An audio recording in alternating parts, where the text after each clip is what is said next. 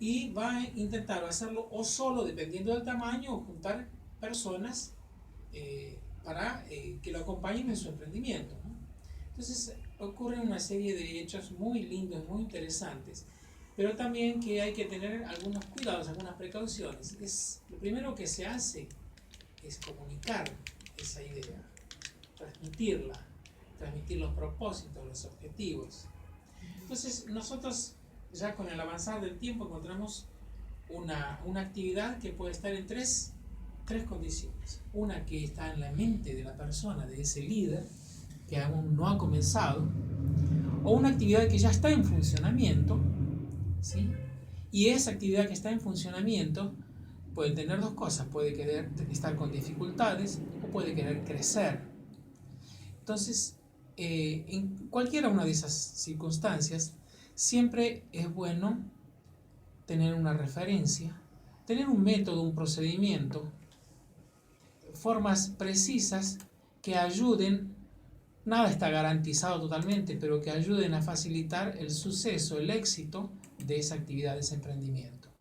No importa qué pequeña o qué grande sea, para una persona su actividad es grande y es importante. Entonces, eso en todos los terrenos.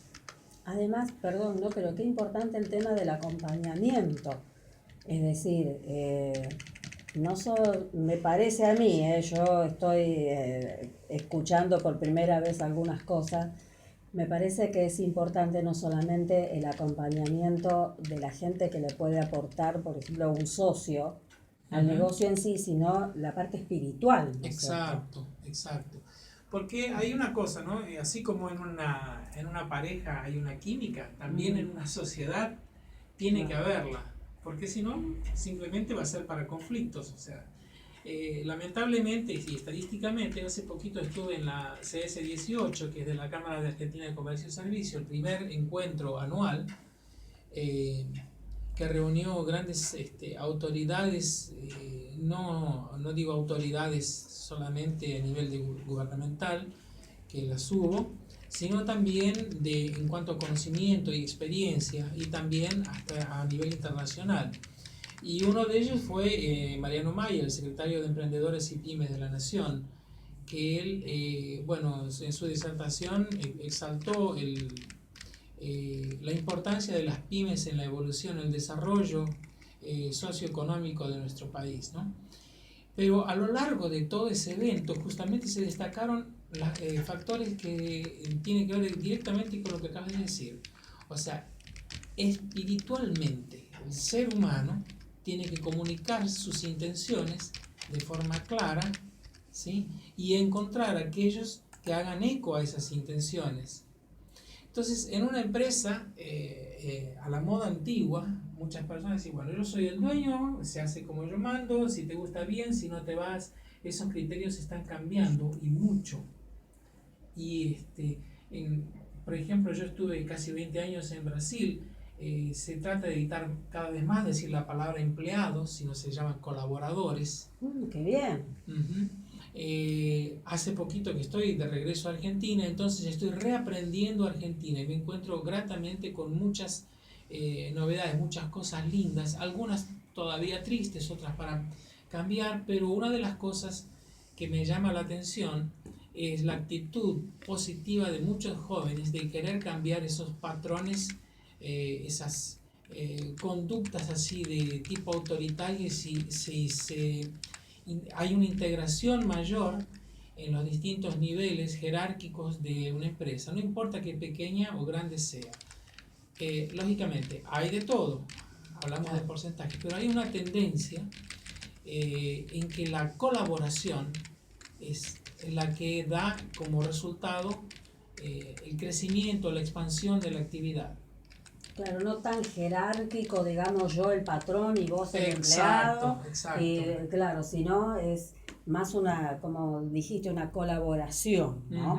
Eso está muy bueno, porque nosotros en el programa vimos, cuando analizamos en su oportunidad el artículo 14 bis de la Constitución Nacional, que están consagrados los derechos laborales, vemos que hay, ¿no es cierto? Bueno, el 14 bis tiene 3 párrafos. El primero que habla del derecho laboral individual de cada persona, de cada trabajador, condiciones dignas y equitativas de labor, igual remuneración por igual tarea, descanso y vacaciones pagas. Después el segundo párrafo que alude a los sindicatos, y el tercer párrafo a la seguridad social, es decir, cuando ya nos jubilamos, ¿no? Y es importante, y además vimos la evolución del derecho laboral de una manera muy, muy sucinta. Bueno, teníamos esclavos. Sí.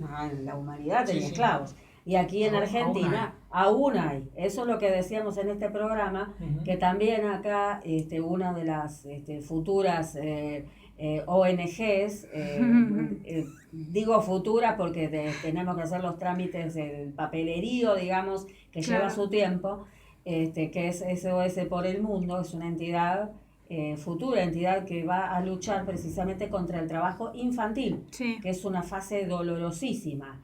Y además te informo que hay, según el Ministerio de Trabajo, es una estadística del año pasado, de fines del año pasado, hay 715.000 y fracción de niños de entre 5 y 15 años que trabajan. Sí, es casi el 10% de la fuerza laboral argentina, son niños.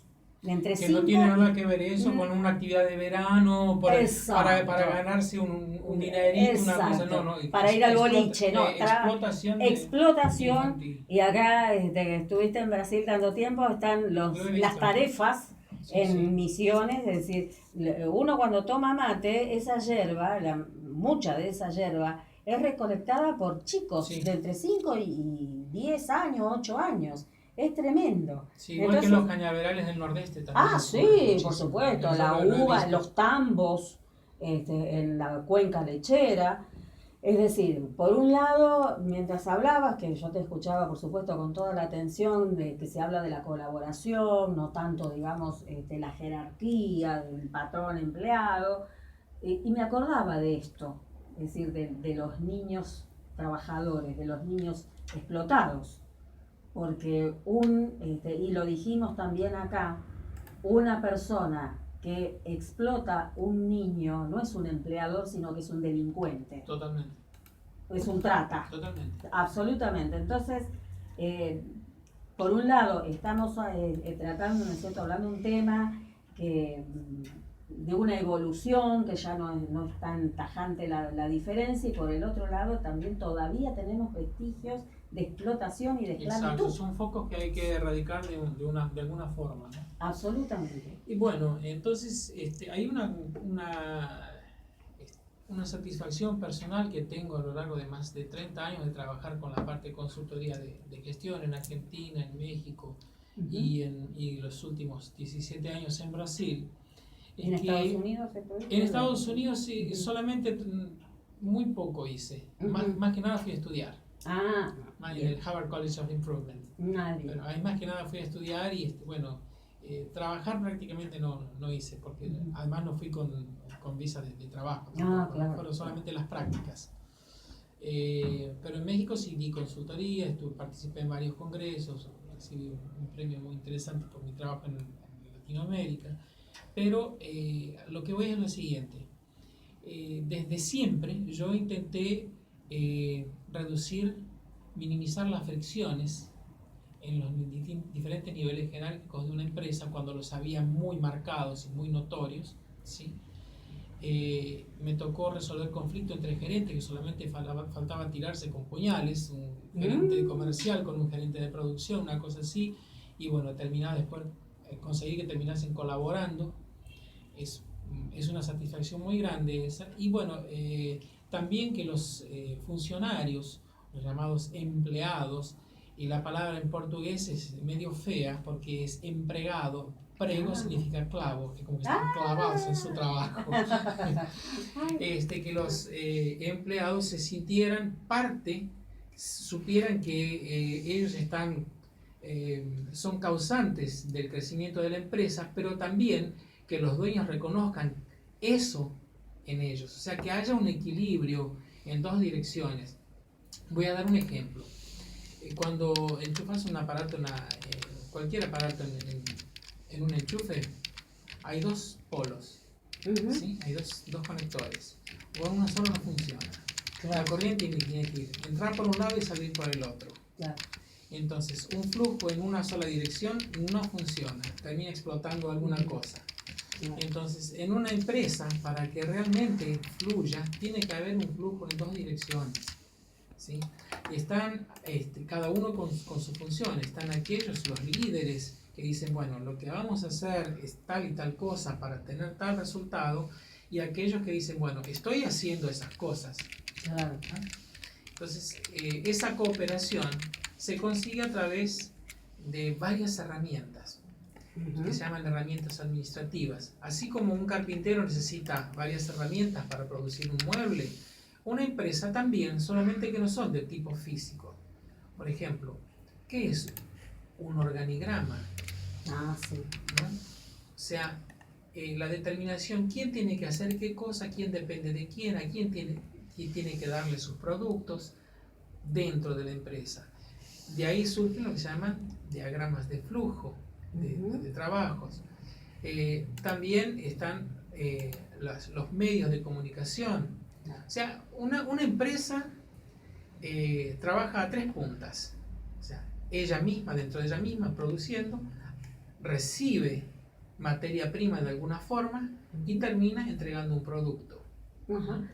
Ahora una pregunta, ¿es fácil para un gerente, es decir, una persona encumbrada, ¿no? Por decirlo de alguna manera, un directivo de una empresa, aceptar el ascenso del empleado? Es decir, acepta por ahí que el empleado tiene muchas virtudes, entonces le dice, no, deja de baldear la vereda, suponer, vení a trabajar acá, a este lugar. Si ese gerente es inteligente, no solamente lo acepta, sino que lo incentiva. Ahora, si es una persona que tiene miedo, claro, ese es el tema, y es limitado en su forma de pensar, porque vamos a ver una cosa, hay negocios donde el dueño de la empresa dice, bueno, a mí me basta con esto y no quiero crecer más. No está equivocado, es lo que él quiere, su forma de ser. claro. Y bueno, y para eso yo necesito que 2 personas trabajen aquí y se acabó, nada más.